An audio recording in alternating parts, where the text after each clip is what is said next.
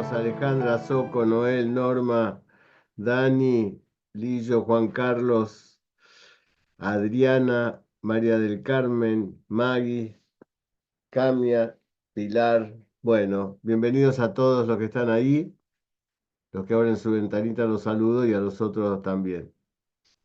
Bueno, empezamos este día recordando lo que está en la programación del sábado 13 con Graciela Varela, que es ese taller de salud intestinal, que es un taller maravilloso, está muy bien preparado, ya lo estuve mirando, donde Graciela, bueno, nos va a dar, sobre todo nos va a dar pautas, ¿no?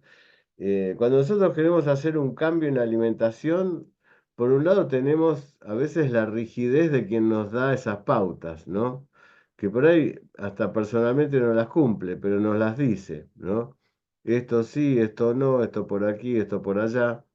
En cambio, Graciela tiene siempre la delicadeza de acompañar, ¿no?, a sus pacientes y establecer líneas de conducta con la alimentación, ¿no? Antes de decir esto sí, esto no, líneas de conducta de la alimentación.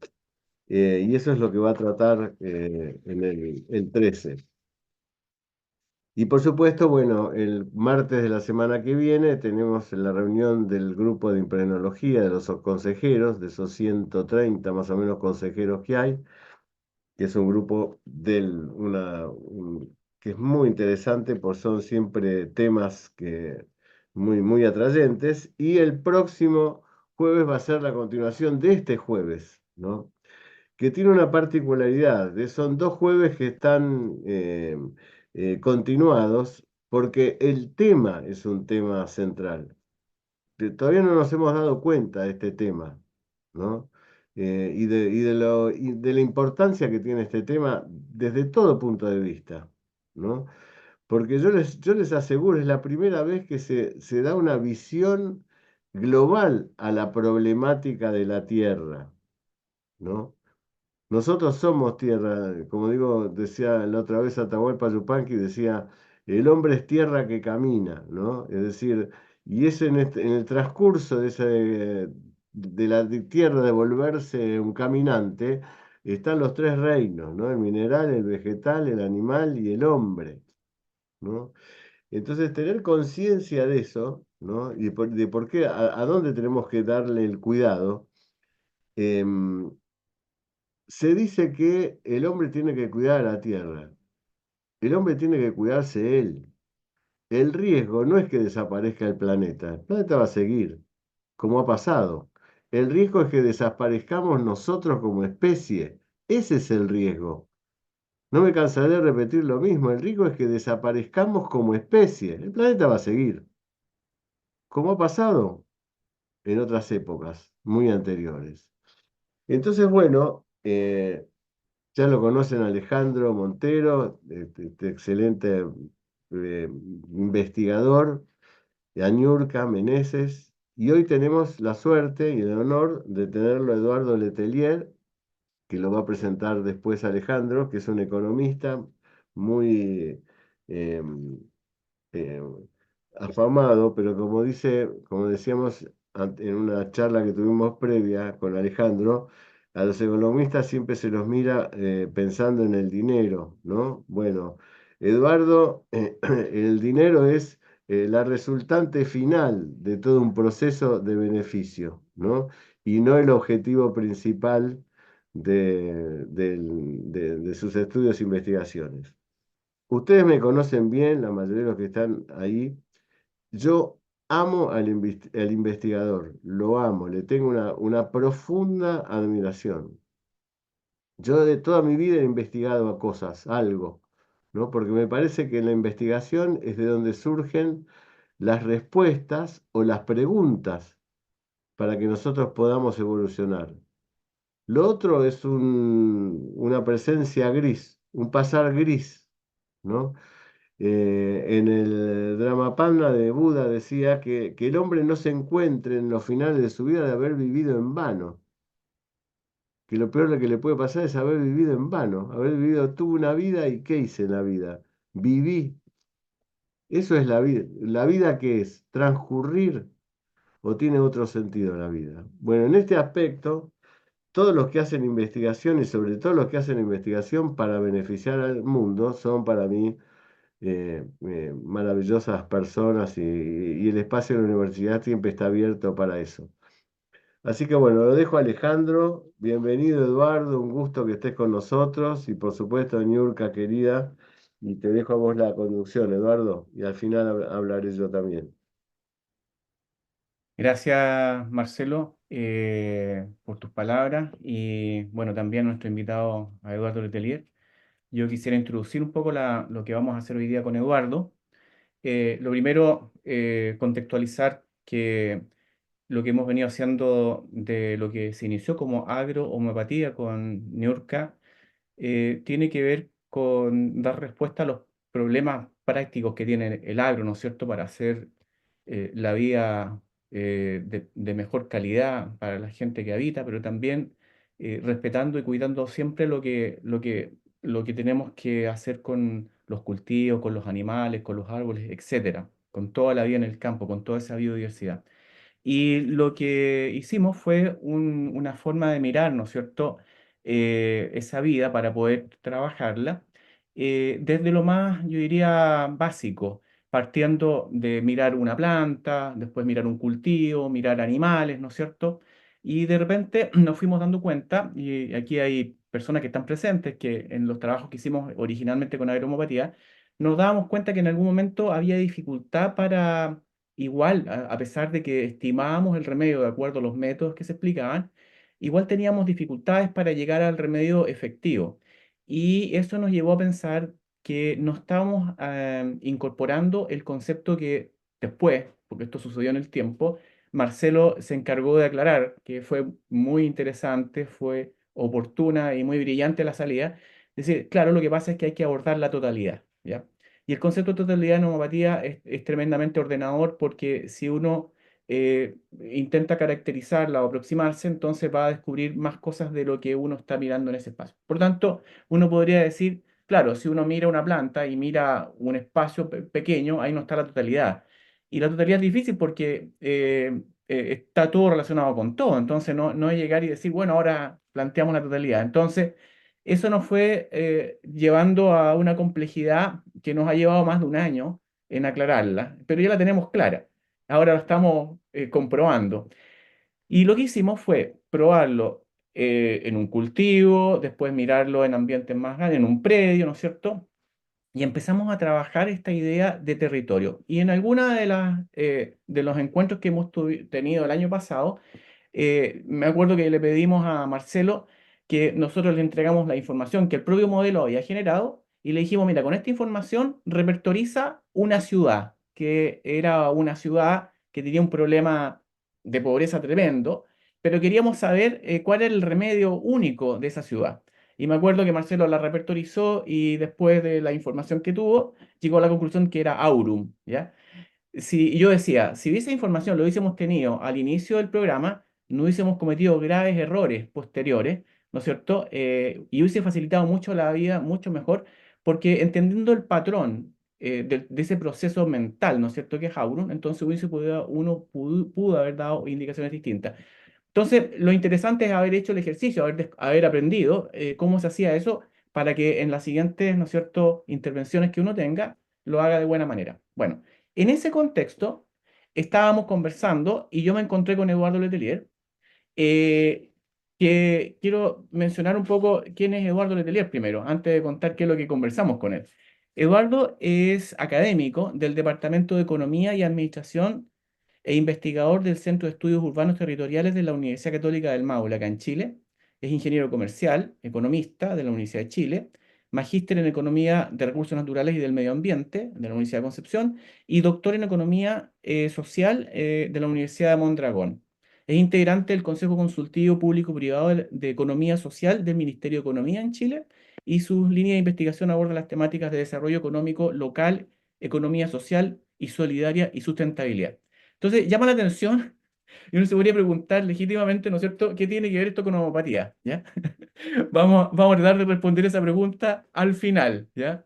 Pero fue interesante porque en la conversación con Eduardo nos fuimos dando cuenta que habían varios elementos que nosotros tocábamos en el modelo que son ordenadores, y eso es un modelo, es un paradigma, es un ordenador, digamos, de la realidad. Bueno, y nos dimos cuenta que habían varias cosas interesantes, que había una cierta comunión, digamos, en términos de lo que estábamos haciendo. Y él me contó que él estaban desarrollando un proyecto, un proyecto que corresponde a un consorcio, son tres universidades en el consorcio, la universidad a la que pertenece Eduardo, la Universidad Católica del Maule, la Universidad de Concepción y la Universidad de Los Lagos. Son tres universidades del sur de Chile, ¿ya? Y que tenían un proyecto que es un poquito largo el texto, pero lo voy a leer para que ustedes se den cuenta qué es lo que están haciendo. Es un proyecto que plantea, dice, laboratorio de codiseño para el cambio climático, cuidados y gobernanza de bienes comunes. Esas dos palabras son muy importantes, bienes comunes, en zonas costeras del centro sur de Chile. Como es largo el título, ellos astutamente lo redujeron a dos palabras, comunes costeros. Entonces, comunes costeros son lo que da la identidad, ¿no es cierto?, a este gran proyecto. Bueno, entonces estábamos conversando de este proyecto y nos dimos cuenta de que habían varios puntos interesantes que podíamos mirar desde el modelo de crianza ecológica, ¿ya? Y ahí es donde yo quisiera pedirle a Eduardo para introducir este diálogo que vamos a tener con él, un poquito primero que nos cuentes, Eduardo, cuáles son los desafíos, de qué trata el proyecto, para que todos entendamos en términos generales, para precisar un poco la pregunta que después te voy a hacer respecto de qué entonces fue lo que tú viste que podíamos, ¿no es cierto?, trabajar en conjunto al aplicar este modelo. Adelante, ¿no? Bien, gracias Alejandro. Sí, bueno, gracias por la invitación.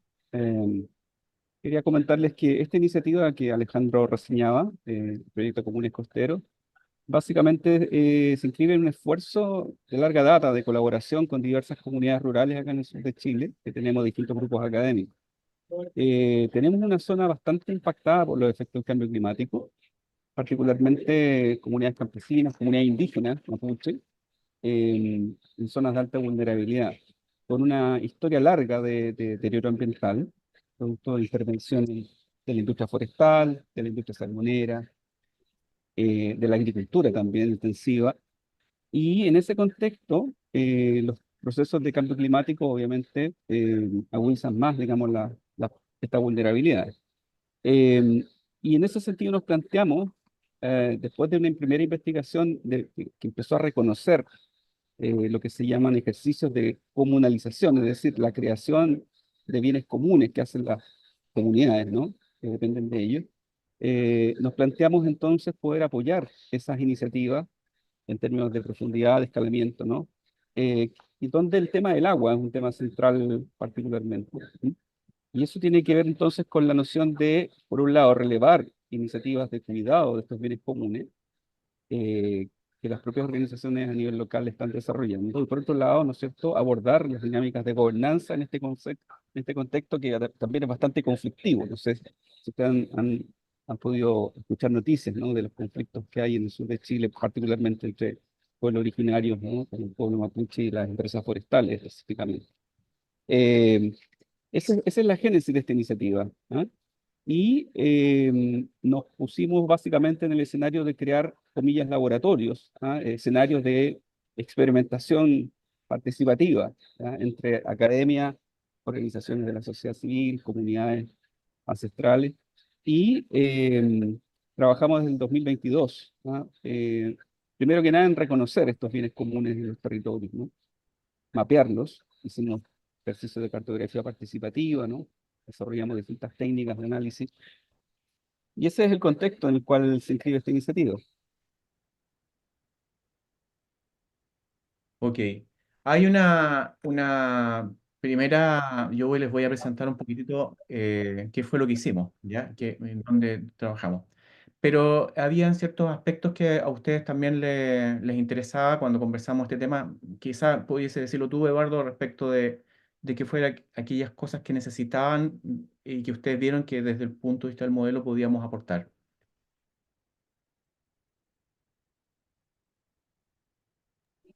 Una cosa, una cosa que es importante hacer ver, yo lo voy a comentar desde mi formación disciplinar como economista, ¿no? La economía parte de modelos conductuales que son individualistas y son instrumentales, parte de una suerte de antropología en el sentido que es bastante reduccionista. Eso se ha comentado bastante, ¿no? De modo que es bastante carente para dar cuenta de los procesos de acción colectiva. ¿Sí? De hecho, la primera premio Nobel mujer en economía fue Elinor Ostrom. Su tema era justamente la gobernanza de los bienes comunes, ¿no? En el fondo, cómo se podía explicar desde la economía, ¿no? El hecho que distintos individuos autointeresados o egoístas, con una orientación instrumental, ¿no es cierto?, en su conducta, pudieran coordinarse en función, ¿no es cierto?, de conservar, ¿no es cierto?, asegurar la sustentabilidad de ciertos bienes comunes. ¿Sí? Para eso había que salir del paradigma. ¿Sí? Y de hecho, Elinor Ostrom en particular lo que hace es que recurre a la noción de institución, ¿no? O regla social, ¿no? Para poder dar cuenta de conductas que son prosociales, ¿ah?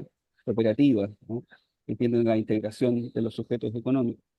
Eh, de ese modo, ahí teníamos un primer soporte para poder entrar a conversar con las organizaciones sobre estos procesos, ¿no es cierto? Que significa efectivamente comunizar, ¿no? Ciertos bienes. Pensemos, por ejemplo, el agua, como les decía, o los bosques, ¿no? Pensemos en la biodiversidad, pensemos en una serie de bienes que son relevantes hoy día para enfrentar los fenómenos de sustentabilidad. Pero nos quedábamos cortos desde el punto de vista de las dinámicas que estamos observando en términos de que esencialmente estos procesos de comunización se juegan detrás de los comportamientos en la cultura, ¿no es cierto? En ciertas estructuras subjetivas, ¿no? Que de alguna manera están presentes, condicionando, ¿no es cierto?, lo que los participantes, ¿no es cierto?, acuerdan, deciden o no deciden, ¿no? O impulsan o no impulsan. O sea, de alguna manera empezamos a sentir de que nuestro enfoque teórico y también metodológico empezaba a quedar limitado para dar cuenta de algunas diferencias que incluso se registran en escalas muy locales. Se mueve unos kilómetros nomás en una localidad a otra y cambia completamente el juego de los actores, ¿no? Frente al mismo tipo de situación de, de recursos, ¿no? De recursos naturales específicamente o de bienes comunes que están en juego. ¿Sí? Esa fue la motivación por la cual surge la invitación a Alejandro. ¿Sí? Perfecto. Voy a compartir la pantalla. Les voy a mostrar entonces un poquitito qué fue lo que desarrollamos junto a Eduardo. Ahí ustedes están viendo un mapa donde está ubicada la zona de donde trabajamos. Nosotros yo en particular me sumé hace poco al proyecto en el sentido de ir a visitar las comunidades y lo que se está trabajando ahí para poder iniciar, ¿no es cierto?, la aplicación del modelo. Y bueno, está la parte, ya saben, ahí expliqué, zona centro-sur de Chile, a unos 400 kilómetros al sur de Santiago, de la capital, en la costa. Y ahí ustedes ven entonces a mano izquierda el mar, el Océano Pacífico, y en la costa, y hay una línea roja que delimita lo que es el territorio que nos interesa trabajar, que es una microcuenca. Y ahí lo primero que hace el modelo es que determina qué es lo que se puede leer en términos de sistema, ¿ya? Para aquellos que estén interesados en ingresar a los cursos de formación que tenemos para aprender este modelo de crianza ecológica, va a aprender justamente a leer sistema y va a incorporar una mirada funcional, ¿ya? Que está basado en la viabilidad y por lo tanto va a poder mirar más allá de lo que habitualmente se ve en una simple mirada, ¿no es cierto?, estructural de actores que están ahí, de recursos que están ahí. Hay una mirada funcional que establece ciertos procesos. Y esto fue lo que hicimos nosotros, caracterizamos procesos, caracterizamos funciones, ¿no es cierto?, para mirar esa viabilidad. Y al mismo tiempo, tomamos algunos indicadores de sustentabilidad para poder entonces establecer lo que nosotros hemos llamado los patrones de crianza ecológica. los voy a mostrar al final, pero si uno hace una relación entre la viabilidad, todos los datos de viabilidad y los cruza con los datos de sustentabilidad, entonces puede estimar en qué patrón se encuentra esto que estamos observando para poder hacer las observaciones que necesitamos. Bueno, lo segundo que hicimos es esto que a veces cuesta pensarlo, ¿ah? Pero una repertorización al territorio.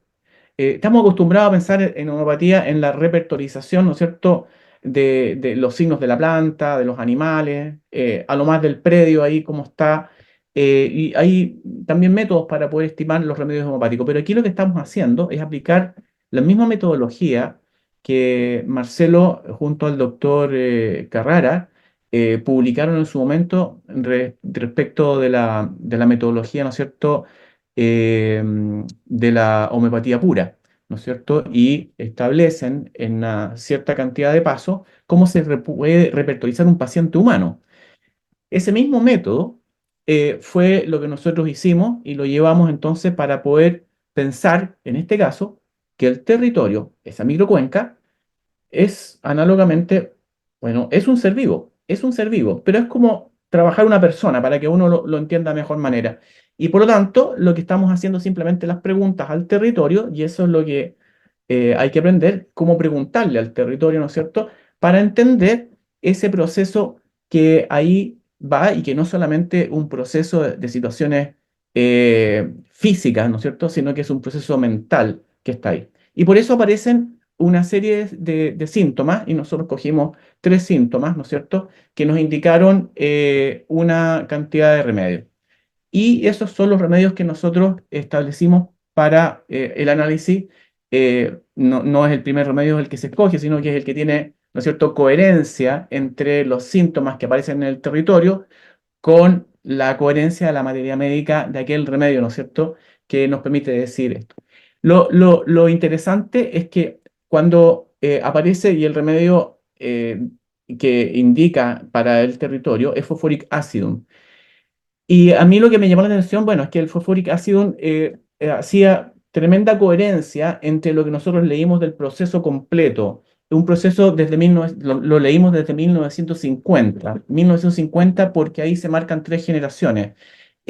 Nosotros cuando hablamos en homeopatía de la historicidad de un síntoma, decimos que si está presente en la persona desde, ¿no es cierto?, históricamente, desde siempre hasta el día de hoy, tiene una alta historicidad. Pero si el signo aparece del último tercio de la vida, es un síntoma actual. La pregunta es cómo se hace eso en un territorio, en una crianza ecológica, ¿no es cierto? Se mide en generaciones y una generación se estima en 25 años aproximadamente. Por lo tanto, si uno tiene una generación, 25 años, es un síntoma actual. Si tiene 50 años, es un síntoma intermedio, y si tiene más de 50 años, es un síntoma que tiene una historicidad histórico presente.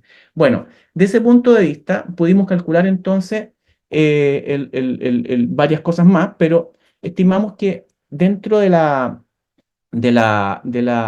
historia del territorio, era un paciente que había vivido una gran robustez, era un paciente, un territorio tremendamente vigoroso, que de repente, sin mucha conciencia, se vio tremendamente debilitado. Y lo interesante es que cuando íbamos mirando esa debilidad, no es solamente una debilidad que se expresa, ¿no es cierto?, en la pérdida de cómo se llama, de biodiversidad o los recursos propios que tienen ahí, sino que también una debilidad de sus habitantes, un cansancio. Es como estar sin una atención en incluso lo que les está pasando. Y hay un signo clave que tiene que ver con la pérdida de fluidos, ¿ya? Eso es un tema propio del fosforic acidum. Y eso es lo que nos pareció también muy relevante, porque justamente es por ahí donde las mismas comunidades se dan cuenta de su debilidad. Es porque están perdiendo el agua que ellos se dan cuenta que tienen un problema. Y eso lo declaran entonces un bien común, y es ahí donde necesitan que se les ayude. Bueno. Entonces ya tenemos el remedio, sabemos que es fosforic acidum. Una de las cosas interesantes que vamos a hacer ahora es que ya nos pusimos incluso de acuerdo con Niurka, vamos a ir esto lo hicimos hace un mes, terminamos de hacer esta primera parte, vamos a ir ahora a ver, ya sabemos que hay una serie de manifestaciones de patologías en los cultivos, específicamente en la frutilla. Vamos a dar fosforic acidum para ver qué es lo que pasa con eso. También sabemos que podemos dar otros remedios, pero vamos a empezar con fosforic acidum porque es el que nos dio como resultado del proceso. Vamos a otra cosa que sucedió también dentro de esto. Estimamos la viabilidad. La viabilidad. Eh, la viabilidad es una lectura de coherencia sintomática que habla de la integridad del paciente territorio en este caso. Y la viabilidad se mide entonces igual que como en las personas, en función de sus síntomas actuales, los intermedios y los históricos presentes.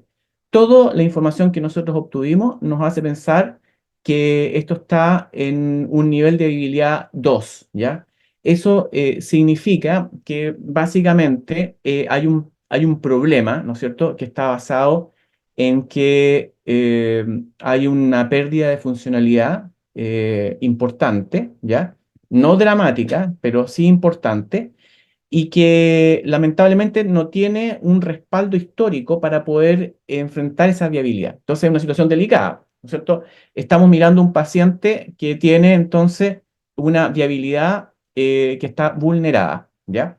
Y cuando miramos los indicadores de sustentabilidad, y aquí yo estoy haciendo el resumen, pero absolutamente fuerte, no, yo no he entrado en la explicación de cómo llegamos a eso. Ha habido varias horas de análisis sobre esto, pero estoy presentando las tablas finales.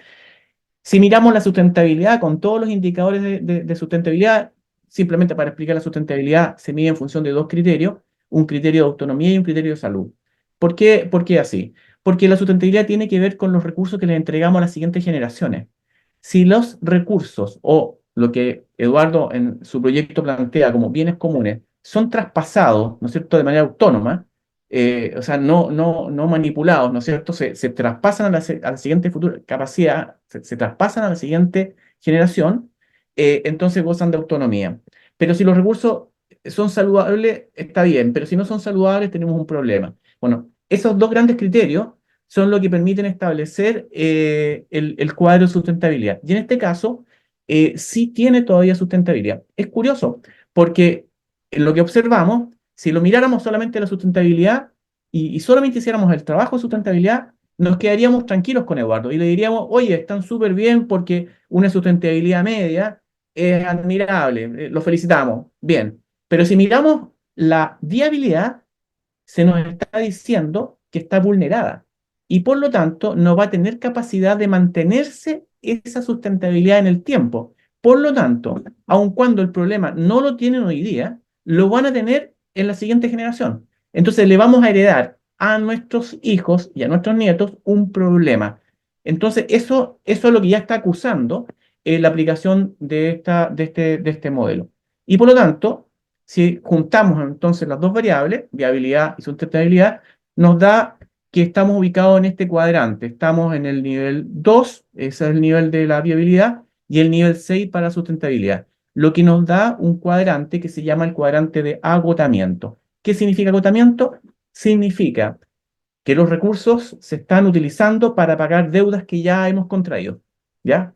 Esa deuda ya existe. No nos damos cuenta porque es como que la casa estuviera, como se llama, hipotecada y con muchas deudas, pero la pintamos y la dejamos bonita. No, nadie va a pensar de cómo esa casa va a estar hipotecada, que está con tremendas deudas y tiene quizás qué otros problemas. No, porque la pintamos, la dejamos bonita y la estamos usando bien todavía.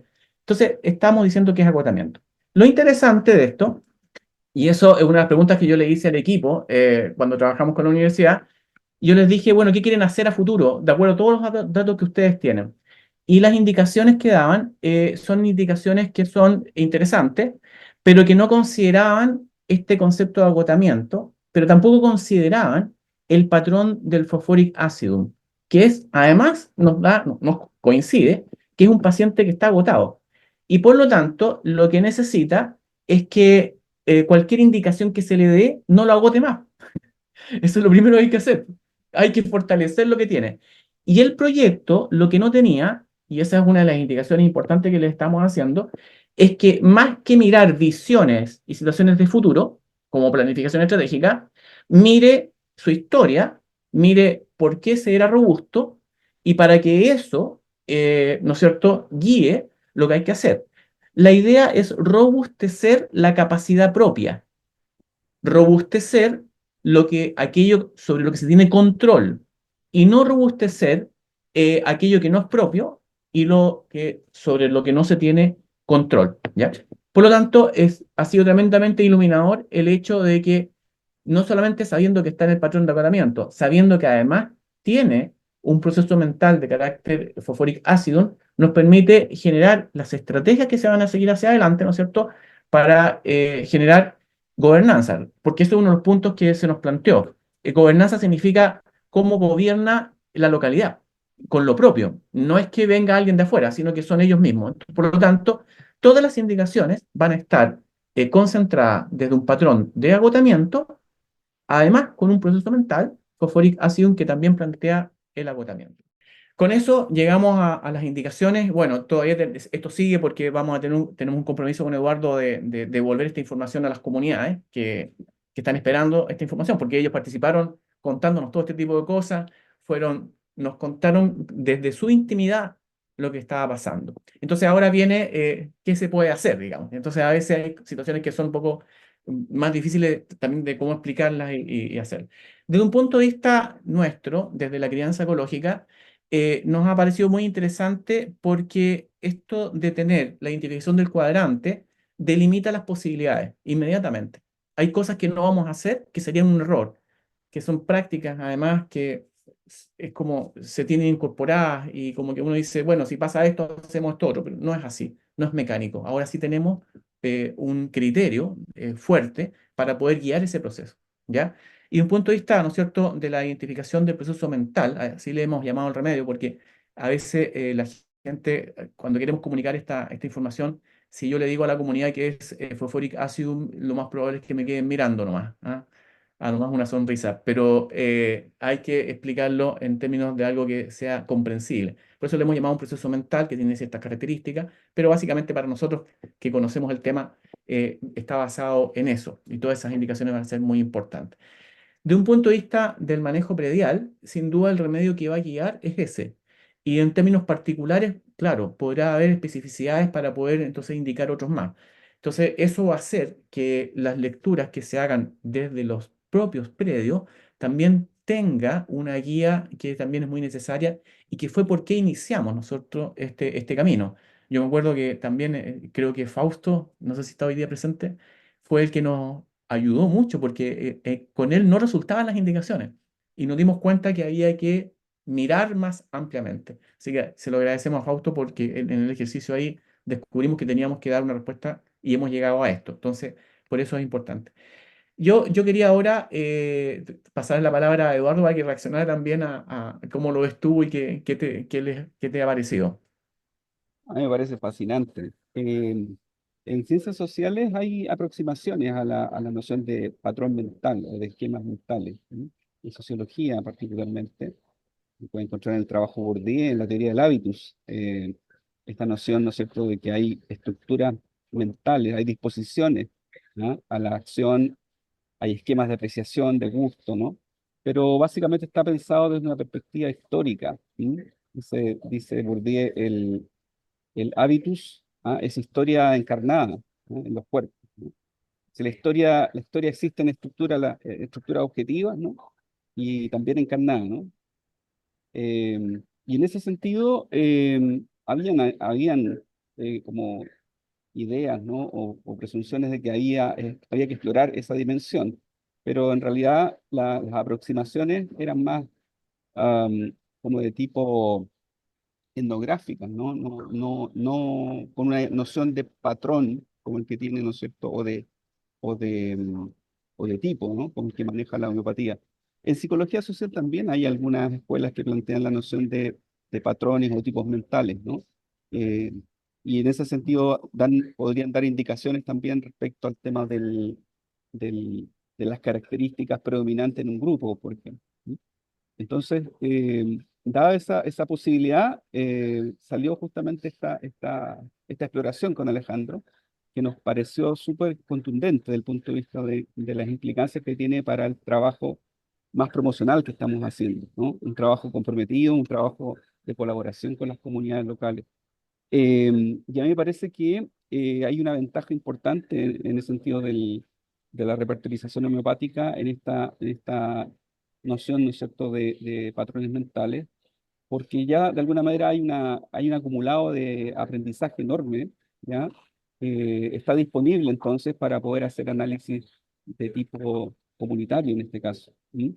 Con indicaciones bastante precisas, cosa que no tienen justamente las aproximaciones que vienen más bien desde la antropología o de la sociología, ¿sí?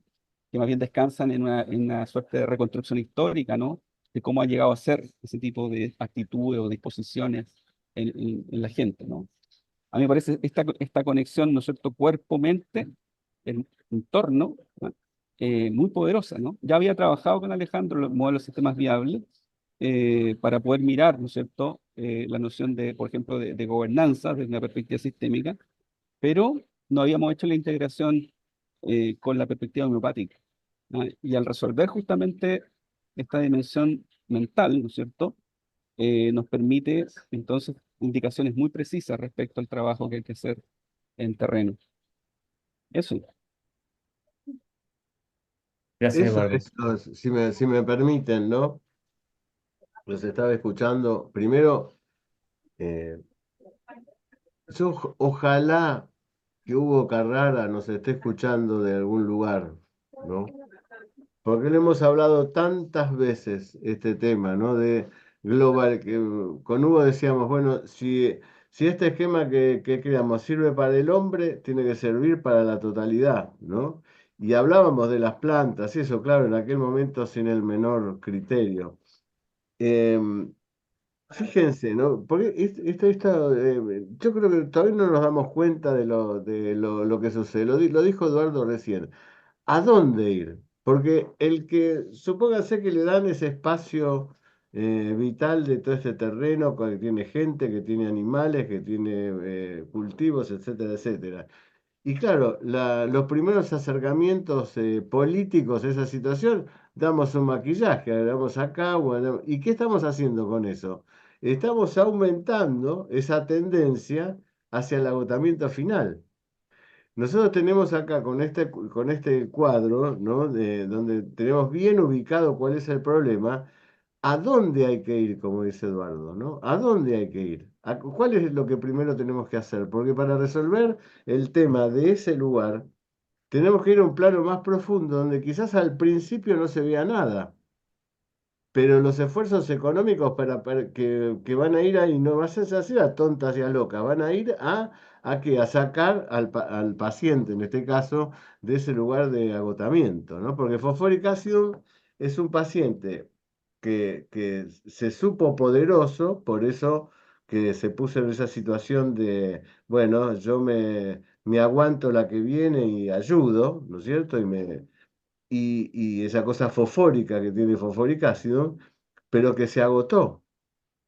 Y la consecuencia del agotamiento es la indiferencia. ¿Qué es lo que sucede en esa comunidad? Está indiferente el suelo y está indiferente los seres que habitan ese lugar, ¿no? Como consecuencia de eso. Entonces, si vamos solo al animal o solo a la planta y no nos damos cuenta que hay que fortalecer a ese lugar para tratar de darle elementos como para que pueda retornar a esa cosa primigenia de poder y de fortaleza, y no le estamos ayudando, y al contrario, lo estamos empujando más, ¿no? Entonces, acá una cosa que yo agregaría a esto es el factor del tiempo.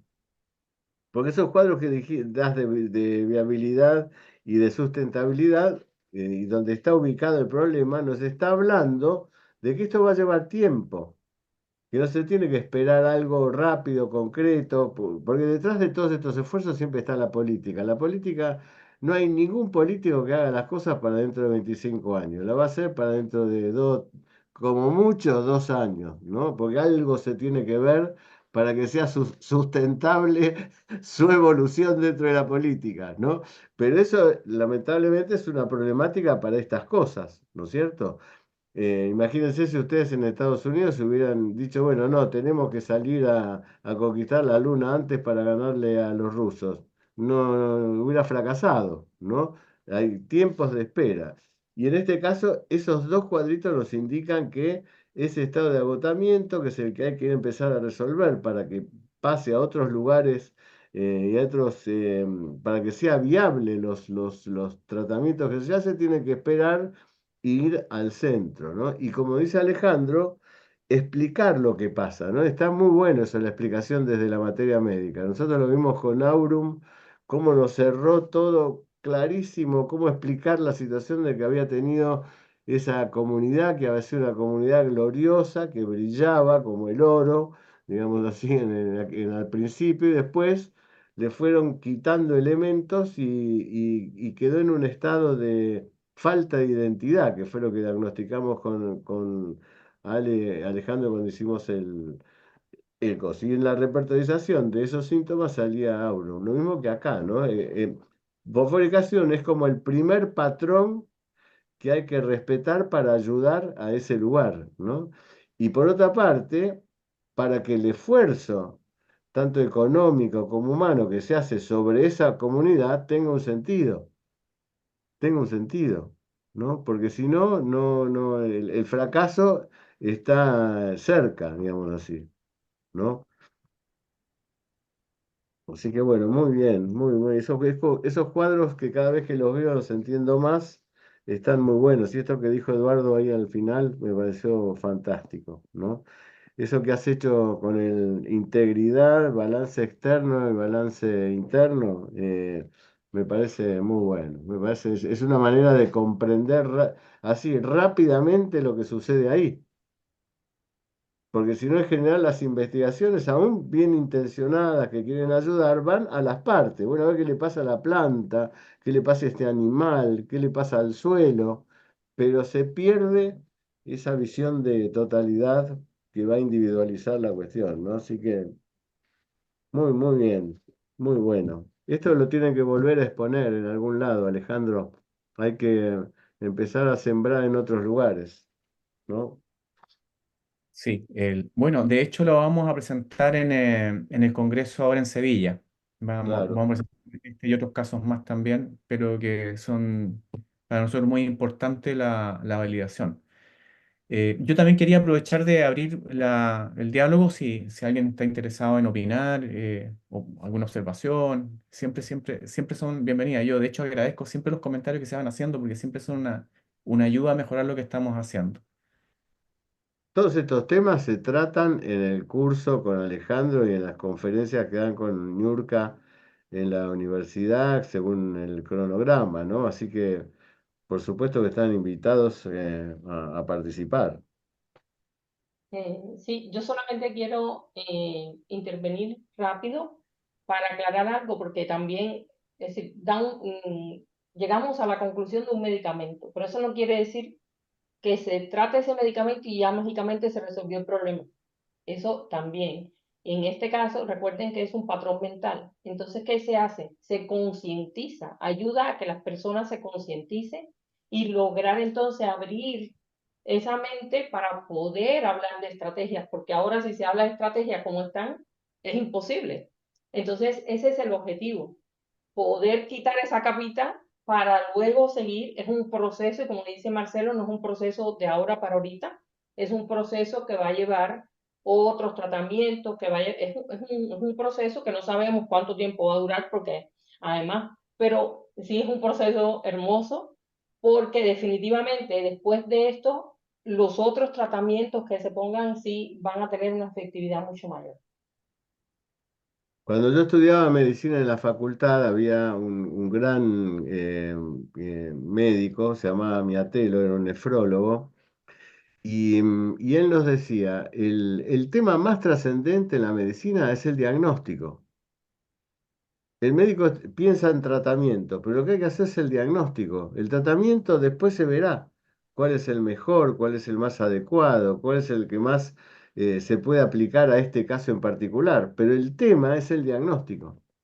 Y entonces este modelo, ¿no?, que está presentando Alejandro en Niurka es justamente eso, ir al diagnóstico. Una vez que se tiene el diagnóstico, ahí después se van a ver, como dice Niurka, cuáles son los elementos que más van a favorecer la evolución de esta persona y cómo se va a ir moviendo esa cruz maravillosa que hiciste, Ale, donde ahí tenemos que ir después valorando y viendo cómo va saliendo de la etapa de agotamiento para pasar a otras lugares más, em, digamos así, de mayor posibilidad de curación, ¿no? Así es, así es. Alejandro, Sí, Eduardo. sí, no, yo solamente quería complementar de que hoy día en economía hay toda una línea de desarrollo, la economía de corriente principal, digo, hay toda una línea de desarrollo de economía experimental, ¿no? Que está justamente con el programa de validar o invalidar los supuestos conductuales, ¿no? De la disciplina. Pero siempre trabajan sobre la vía de experimentos, tratando de buscar como ciertas invariantes, ¿ah? De la estructura mental de los sujetos, ¿no? Pero esta idea de patrones no está presente. ¿Sí? Sería de alguna manera un programa distinto, un programa de investigación distinto, ¿no? Mirar qué conexión hay entre patrones y comportamientos, ¿no? Eh, Ahora, por otro lado, cuando uno ve los trabajos que se basan en Ostrom, en Ostrom, en esta idea de instituciones, ¿ah? En su modelo de análisis institucional, ella dice, bueno, las instituciones a veces funcionan bien, a veces funcionan mal. ¿Ah? ¿De qué depende eso? Bueno, y hay una caja negra que dice de la cultura comunitaria. ¿Ah? Es una caja negra, ¿no? ¿Qué es lo que es eso? Bueno, ahí hay una cosa todavía que no se despliega, ¿no? Y hay muchos intentos de operativizar eso, ¿no? Y a mí me parece que lo que se tiene aquí es muy, muy interesante porque da cuenta justamente del conjunto de posibilidades, ¿no? De esta estructura o patrones mentales, ¿no? Que podrían dar indicaciones precisas respecto a qué puede funcionar y qué no puede funcionar en ese sentido, desde el punto de vista de reglas de acción colectiva. ¿Mm? Eso me parece súper interesante y de alguna manera conecta para mi gusto con todo un campo de psicología social que en algunas escuelas plantea esta idea, ¿no? De que efectivamente hay estructuras de personalidad, por ejemplo, ¿no? Que de alguna manera presentes dominantemente en ciertos grupos, ¿no? Que condicionan su comportamiento colectivo. ¿Sí? Esto obviamente en la perspectiva del cuidado y la gobernanza de los bienes comunes, claramente. Gracias, Eduardo. Oye, hay dos comentarios que surgen que los quería leer. Uno que dice que, bueno, muy interesante, muchas gracias. Y revolucionario el enfoque ecológico. Gracias por, dice, si cabe la pregunta, ¿cómo se implementa el medicamento a la tierra? Y la otra dice, totalmente de acuerdo con el doctor Marcelo, diagnóstico lo más importante y esencial para poder tratar, que para mí es secundario, ya que un diagnóstico preciso se ven los resultados.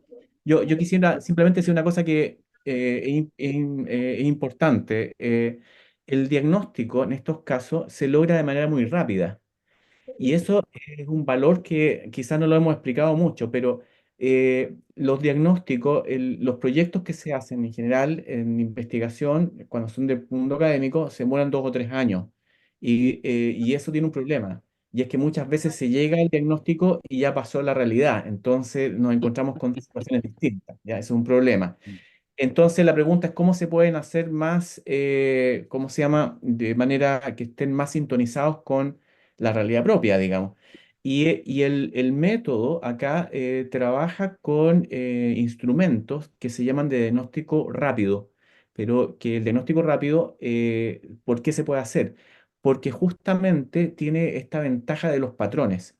Lo que hace uno con la homopatía, que es lo mismo, uno se cuelga del signo para dar cuenta de la totalidad, porque si no tendría que hacer análisis de la totalidad de otra manera, pero aquí se cuelga del signo para dar cuenta de la totalidad. Aquí nosotros hacemos lo mismo, nos colgamos del signo para dar cuenta de la totalidad, lo que hace que el diagnóstico sea muy rápido, muy rápido. Y eso es muy interesante, porque permite tener entonces soluciones que van a la par de la realidad.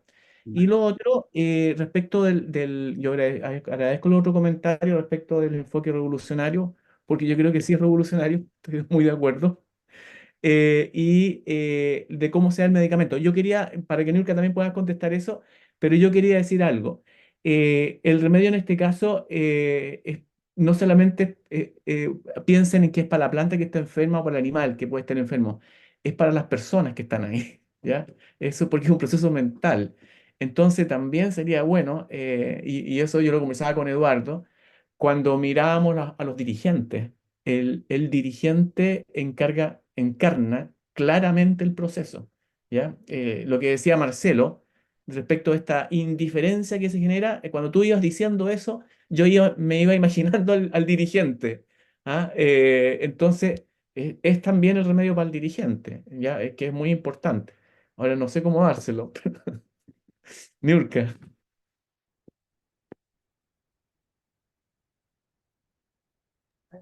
Es muy sencillo. Se le invita en el momento de aplicar el medicamento y él también lo recibe. Y ahí está. Y ya está. Sin decirle. Pero bueno, también depende. Hay que visitar, como dijo Alejandro al principio, hay que hacer visitas porque también depende de los lugares, de las regiones, cómo implementar el tratamiento. Tampoco es que es una extensión bastante amplia. Y entonces hay que ver cómo lo aplicamos. Y hay otra pregunta, Alejandro, que creo que es súper interesante, que dice, imagino que al cambiar los patrones de la Tierra, cambia por Eh, ende el comportamiento de los seres que habitan en esta zona. Exacto. Iba a hablar justamente de eso yo, de lo que escribe Adriana Tulasne. Piensen ustedes, ¿no? Em, el planeta tiene 4.500 millones de años de existencia, ¿no? Así que cuando hablamos hace 15.000 años, en realidad estamos hablando en la línea de tiempo, es muy difícil imaginar la proporción, ¿no es cierto? Pero hace 15.000 años el hombre descubrió la agricultura.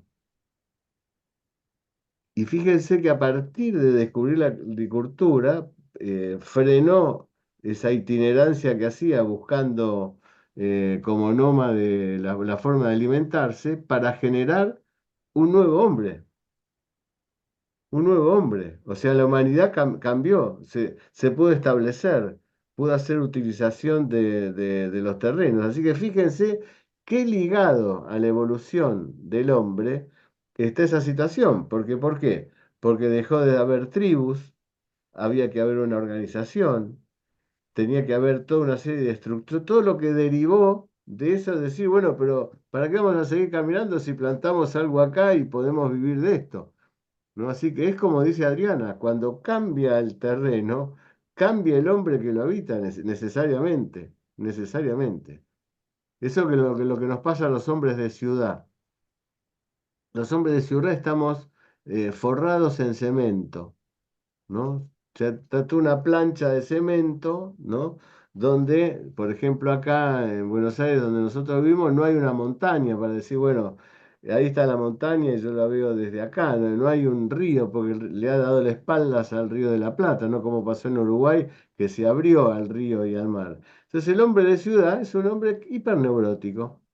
Hiperneurótico, eso que le sucede al encierro, digamos así, del hábitat, lo ha vuelto un hombre neurótico. Neurótico sujeto a todo un patrón psicológico, ¿no? Que está perfectamente delineado, ¿no? Entonces, para solucionar el problema del hombre, ¿qué tenemos que hacer?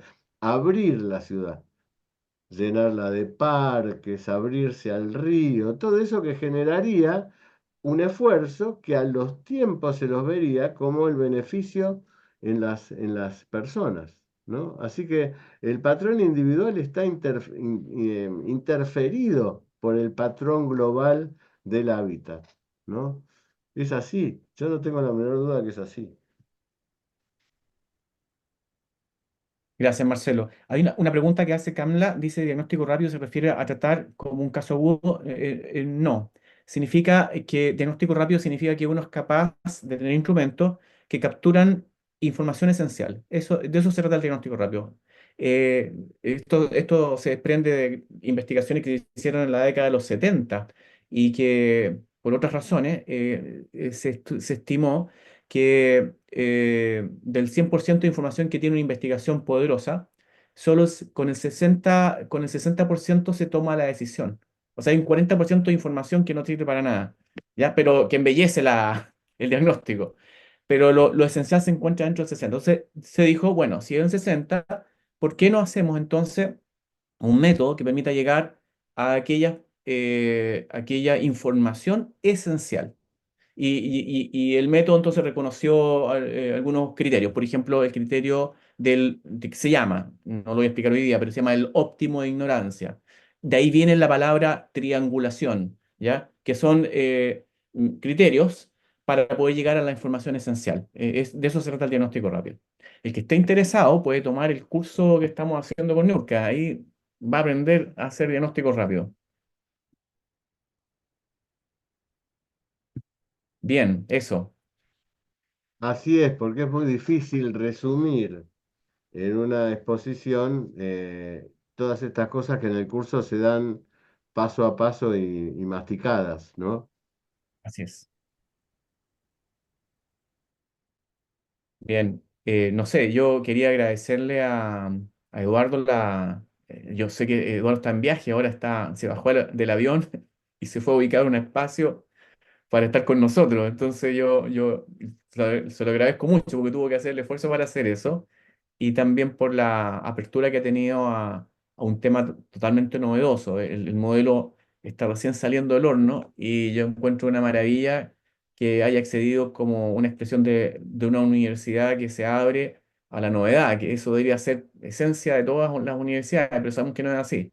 Pero en este caso sí, ahí hay un buen referente, digamos, de esta apertura de profesores académicos de la universidad que se abren a metodologías que van en la sintonía de lo que necesita el planeta, porque hoy día la sustentabilidad es un problema grave, ¿ya? Y por eso también creemos que es importante lo que ustedes están desarrollando en esta redefinición, que no dijimos, que llama la atención, se llaman bienes comunes. Es lo que le llamábamos antiguamente los recursos naturales, ¿ya? Pero la antropología y la sociología han resignificado el concepto justamente por la ideología que hay tras del concepto de recurso que son explotados, digamos. Eso es lo que cambia. Entonces, se pasa al concepto de bien. Es un bien que nos pertenece a todos. Entonces, yo creo que también es importante por eso mismo el trabajo que ustedes desarrollan y por eso me he sentido muy identificado en poder hacer comunidad con ustedes también en este tema. Así que te lo agradecemos mucho, Eduardo, y el tiempo que has dedicado con nosotros también aquí en el espacio de la Universidad de Candegae. No, a usted, gracias por la invitación. Siempre estimulante este tipo de espacio, de todas maneras. Claro que sí, me sumo al agradecimiento de Alejandro. Es un honor y un gusto para nosotros que estés, Eduardo, y tenés posibilidad permanente de interactuar con nosotros en el momento y en las condiciones que quieras, ¿no? Nosotros en la universidad tenemos ese criterio de ser una comunidad abierta, ¿no? Abierta, y por eso tenemos estos espacios abiertos que ojalá los podamos seguir manteniendo jueves a jueves como lo estamos haciendo ahora. Así que bueno, muy feliz. Y muchas gracias, Eduardo.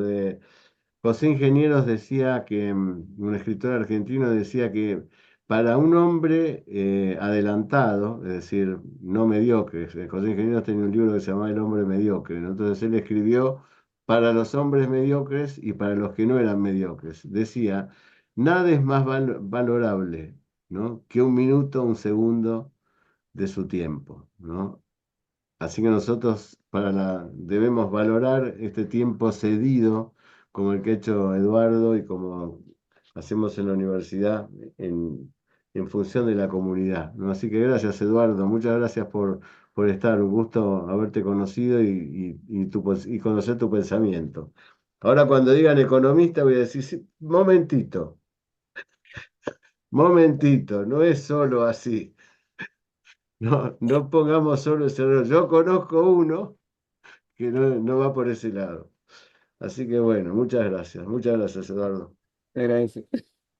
Bueno, Ale, Ya. preguntan, quiero hacer el curso está, ¿no es cierto? Está funcionando y bueno, el que quiera profundizar estos temas puede entrar en la universidad y ahí anotarse. Así Debo es. agradecer a los nuevos miembros que han tomado alguna de las membresías de la universidad. En agosto, como vamos a hacer un break, va a ser un break, pero va a haber sorteos en agosto. entre todos los miembros de la universidad, lo que se han anotado en la membresía. Y sorteos que son sorteos respecto de los cursos, ¿no? Así que eso ya se los voy a anunciar después en el último jueves. Y bueno, ¿querés agregar algo, Alejandro, Niurka? Solo el agradecimiento a todos los que estuvieron hoy día acá con sus tremendos comentarios que nos dan con tanto cariño, nos dicen palabras tan bonitas que nos llegan realmente y uno siempre necesita eso, el aprecio. Así que yo agradezco lo que han expuesto ahí y yo también en las caras reconozco también eso. Muchas gracias a ustedes. Sí, igualmente agradecer a Eduardo, a ti Alejandro, a Marcelo, bueno, a todos los que están presentes y el próximo jueves vamos a tener una segunda parte de este encuentro. ¿De qué vas a hablar, Niurka, el jueves? No, es básicamente del mismo tema, pero con desde otra óptica. Ya no de Bueno, la economía, ahora vamos a hablar de otro tema. bueno. Los tres estamos en el Congreso de Sevilla en octubre y vamos ahí a a tratar de formar opinión. Así que vamos a ir con un proyecto, con un plan, ¿no? Porque la homeopatía creo que merece otro lugar al que se le ha dado, más que presentar un trabajo, mirá cómo curó un paciente, eso sí, está bien, sirve, pero todos sabemos que la homeopatía cura. Lo importante es estos proyectos que parecen teóricos, pero son eminentemente prácticos, porque es como decía Eduardo, ¿a dónde apuesto cuando voy bueno, yo quiero ayudar a esta comunidad, la quiero ayudar? Y entonces, ¿qué hago? Tengo que hacer todo un estudio que tarda 2, 3 años con cientos de opiniones, donde cada una está fortalecida la opinión según su parte. El agrónomo va a hablar de la agronomía, y el veterinario de los animales. Entonces, el que quiere ayudar se encuentra con una complejidad donde le es difícil decir, bueno, ¿a dónde derivo mis activos para que esta comunidad progrese? Estos patrones establecen esa jerarquía. Mira, hay que empezar por acá. No vale la pena empezar por ahí. Esto dejémoslo para más adelante. Empecemos por acá, ¿no? Y en este caso, este patrón de Fosforic Acidum para ese lugar es ahí, empezar por el agotamiento. ¿Cómo fortalecemos a esa comunidad? Cuando hablo de comunidad, no solo de personas, sino de los aspectos minerales, vegetales, animales y el hombre que forman esa comunidad. ¿Cómo lo fortalecemos? ¿No? Primero, para recién después ir con otras medidas, ¿no? Entonces todo nuestro capital tiene que ir ahí, a resolver eso, ¿no? A resolver eso. Bueno, muchas gracias, como siempre, bienvenidos a todos a la universidad, los esperamos el jueves que viene. Para nosotros es un orgullo, para mí es un orgullo. Yo me voy a dormir, los jueves es el día mejor de mi vida, la noche me voy a dormir con una placidez, con la sensación de que abrimos una puerta para que las personas aumenten su espacio de conciencia, ¿no es cierto? Yo eso lo tengo clarísimo. Debemos aumentar nuestra fractalidad y aumentar nuestra conciencia, porque eso nos va a permitir comprender lo que no comprendemos desde niveles inferiores de conciencia. Bueno, hoy hemos aumentado un poco todos el nivel de conciencia. Todos hemos aumentado un poquito el nivel de conciencia. Ya cuando nos dicen algo, ya, sí, mirá este árbol que está mal, ya no podemos pensar más como antes, uy, ¿qué le pasará al árbol? Ya no podemos pensar más así. Va a decir, uy, el árbol, pero ¿y dónde está el árbol? Ya nuestra visión va a cambiar, ¿no? Va a cambiar. Bueno, un abrazo grande a todos, los esperamos el jueves que viene. Gracias Eduardo una vez más. Y a Juan, Noel, Lillo, Adriana, Soco, Pilar, Margarita y por ahí María del Carmen. Abrazo fuerte, nos vemos el jueves. Y no se pierdan el 13, el taller de Graciela Varela. Abrazo grande.